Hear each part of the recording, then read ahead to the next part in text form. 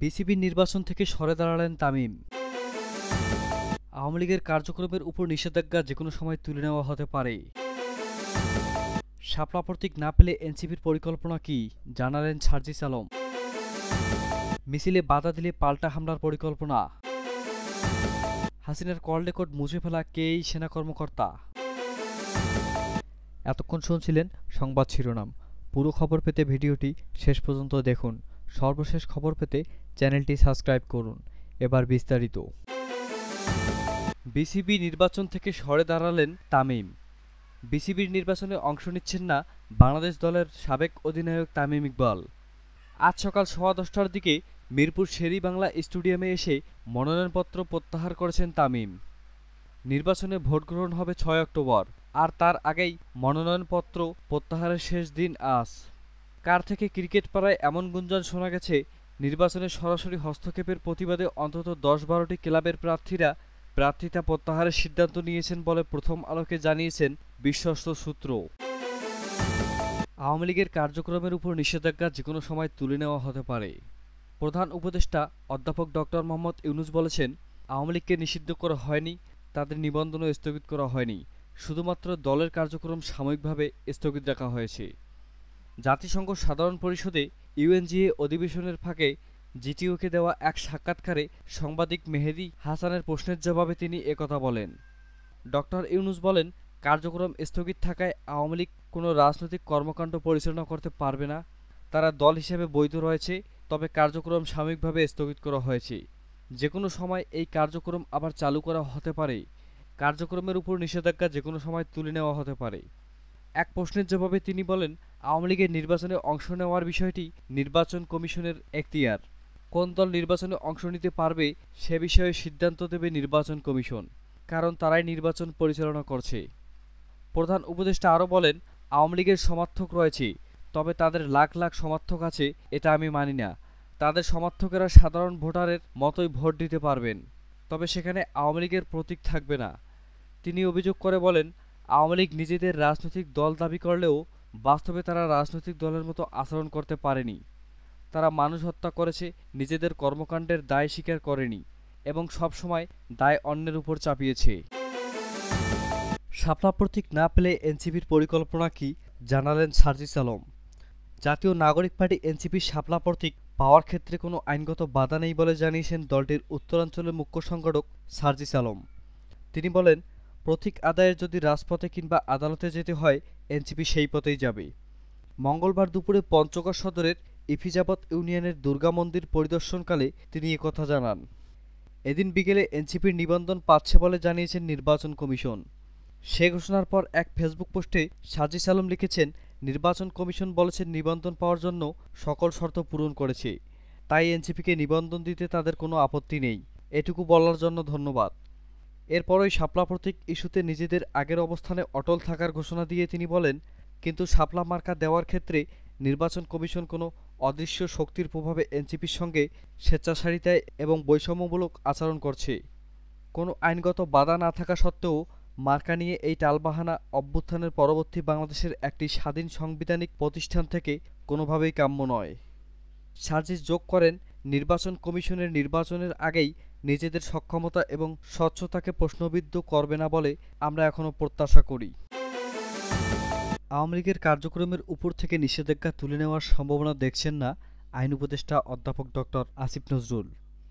বুধবার 1 অক্টোবর দুপুরে বরিশালের পূজামণ্ডপ পরিদর্শন শেষে সাংবাদিকদের প্রশ্নের জবাবে তিনি একথা বলেন। আইন উপদেষ্টা বলেন, একটি দলের কার্যক্রম যখন নিষিদ্ধ করা হয় তখন নিষেধাজ্ঞা স্থায়ী না অস্থায়ী এ ধরনের প্রশ্ন থাকে, কিন্তু বাস্তবিক অর্থে বর্তমানে আওয়ামী লীগের কার্যক্রমের উপর দেওয়া নিষেধাজ্ঞা উঠিয়ে নেওয়া হবে এরকম কোনো সম্ভাবনা আমি দেখছি না। তিনি আরও বলেন, বরং আমি যতটুকু জানি আন্তর্জাতিক অপরাধ ট্রাইব্যুনালের প্রসিকিউশন দল আছে, তাদের পক্ষ থেকে সংগঠন হিসেবে আওয়ামী লীগের বিচার চাওয়ার পদক্ষেপ নেওয়া হচ্ছে।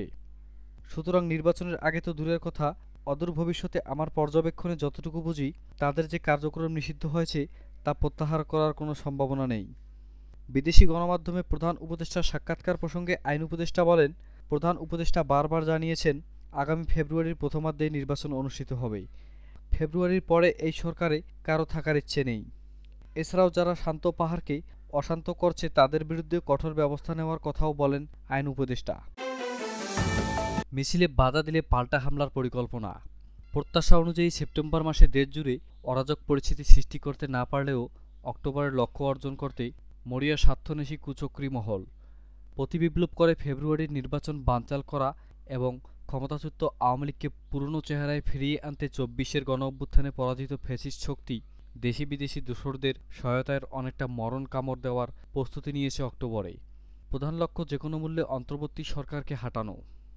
পুলিশের দায়িত্বশীল সূত্র যুগান্তরকে জানায়, সমাজের গুরুত্বপূর্ণ ব্যক্তিদের টার্গেট করে গুপ্ত হামলা, চিহ্নিত ছিনতাইকারী ও ডাকাতদের সংগঠিত করে আইনশৃঙ্খলা পরিস্থিতির চরম অবনতি ঘটানো। ঝটিকা মিছিলে বাধা দিলে সফলভাবে পাল্টা হামলা চালিয়ে আইনশৃঙ্খলা বাহিনীর মনোবল ভেঙে দেওয়া এবং ১ ঘণ্টার ব্যবধানে হঠাৎ ধানমন্ডি ৩২ নম্বরের লাখো লোক জড়ো করা প্রভৃতি পরিকল্পনা রয়েছে তাদের। ইতিমধ্যে একাধিক গোয়েন্দা সংস্থা সরকারের উচ্চ পর্যায়ে এ বিষয়ে ভিন্ন ধারণপত্র ও সতর্কবার্তা দিয়ে রেখেছে। তবে সরকারের পক্ষ থেকে হালনাগাদ সঠিক গোয়েন্দা তথ্য প্রদান এবং সে অনুযায়ী আগাম প্রতিরোধ ব্যবস্থা কার্যকর করার নির্দেশনা দেওয়া হয়েছে। একটি সূত্র জানায়, ইতিমধ্যে গোপনীয় তথ্য আদান প্রদানের পুলিশের সিক্রেট অ্যাপস গ্রুপে প্রয়োজনীয় নির্দেশনা দেওয়া হয়েছে। তবে এক্ষেত্রে আইনশৃঙ্খলা বাহিনীকে নিজেদের ভেতরে ঘাপটি মেরে থাকা আওয়ামী লীগের কালেকশনধারী সদস্যদের নিয়ে এক ধরনের চ্যালেঞ্জ মোকাবেলা করতে হচ্ছে। এজন্য সন্দেহভাজন এসব সদস্যর সার্বিক গতিবিধি অনুসরণ করতে অলিখিত কাউন্টার ইন্টেলিজেন্ট টিম সেট করা হয়েছে। এদিকে অক্টোবর ঘিরে আওয়ামী লীগের মাস্টার প্ল্যান সম্পর্কে ইতিমধ্যে বেশ কিছু গুরুত্বপূর্ণ তথ্য ও লাইন অফ অ্যাকশন প্ল্যান জানতে পেরেছে আইনশৃঙ্খলা বাহিনী। হাসিনার কল রেকর্ড মুছে ফেলা কে এই সেনা কর্মকর্তা? জুলাই আন্দোলন দমাতে নিজ দলের নেতাকর্মী, আইনশৃঙ্খলা বাহিনী ও প্রশাসনকে হাজারো নির্দেশনা দেন সাবেক প্রধানমন্ত্রী শেখ হাসিনা। ৫ আগস্ট তিনি যখন দেশ ছেড়ে পালিয়ে দিল্লিতে অবস্থান করছেন, ঠিক সেই সময়ে ঢাকায় তার সেসব কল রেকর্ড মুছে ফেলার কাজে ব্যস্ত ছিলেন টেলিযোগাযোগ নজরদারির জাতীয় সংস্থা ন্যাশনাল টেলিকমিউনিকেশন মনিটরিং সেন্টারের এটিএমসি তদানীন্তন মহাপরিচালক জিয়াউল আহসান। জিয়াউল আহসান সেনাবাহিনীর পাশাপাশি র্যাব, জাতীয় নিরাপত্তা গোয়েন্দা, এনএসআই সংস্থা ন্যাশনাল টেলিকমিউনিকেশন মনিটরিং সেন্টারে এনটিএমসির দায়িত্ব পালন করছেন। কর্মজীবনে বিগত ১ দশকের বেশি সময় গুম, খুন ও ব্যক্তিগত ফোন কল, আড়িপাতাসহ বিভিন্ন বিতর্কিত কর্মকাণ্ডের অভিযোগে তিনি সমালোচিত হয়েছেন। তবে তৎকালীন সরকারের আস্থাভাজন হওয়ায় ক্রমান্বয়ে পদোন্নতি পেয়ে মেজর থেকে মেজর জেনারেল হয়েছেন। জিয়াউল আহসানের জন্ম ১৯৭৪ সালের ৪ ডিসেম্বর ঝালকাঠি জেলায়। ১৯৯১ সালে ২১ জুন তিনি বাংলাদেশ সেনাবাহিনীতে পদাতিক কর্মকর্তা হিসেবে কমিশন লাভ করেন। তিনি সেনাবাহিনীর একজন প্রশিক্ষিত কমান্ডো ও স্কাই ডাইভার। আওয়ামী লীগ সরকারের ক্ষমতায় আসার ১ বছরের মাথায় ২০০৯ সালে মেজর থাকাকালীন জিয়াউলকে র্যাব ২ এর ভাইস ক্যাপ্টেন করা হয়। লেফটেন্যান্ট কর্নেল হিসেবে পদোন্নতি পেয়ে ওই বছরের ২৭ আগস্ট র্যাবের ইন্টেলিজেন্ট উইংয়ের গোয়েন্দা শাখার পরিচালকের দায়িত্ব পান তিনি। ৩ বছরের ব্যবধানে ২০১৩ সালে জিয়াউল আহসান পদোন্নতি পেয়ে কর্নেল হয়ে যান এবং একই সময়ে তাকে র্যাবের অতিরিক্ত মহাপরিচালক অপারেশন হিসেবে নিয়োগ দেওয়া হয়। আড়াই বছর পর ২০১৬ সালে এপ্রিলে পদোন্নতি পেয়ে ব্রিগেডিয়ার হয়ে গেলে তাকে এনএসআইতে ইন্টারন্যাশনাল অ্যাফেয়ার্স পরিচালক হিসেবে নিয়োগ দেওয়া হয়। ২০১৭ সালে জিয়াউল হক স্বরাষ্ট্র মন্ত্রণালয়ের অধীনে এটিএমসির পরিচালক হিসেবে নিয়োগ দেওয়া হয়। ২০২২ সালের ২১ জুলাই এনটিএমসিতে মহাপরিচালক ডিজি পদ তৈরি করা হয় এবং জিয়াউলকে মেজর জেনারেল হিসেবে পদোন্নতি দেওয়া হয়। তিনি এনটিএমসির প্রথম মহাপরিচালক হন। এই পদে থাকা অবস্থায় ৬ আগস্ট তাকে চাকরিচ্যুত করা হয়।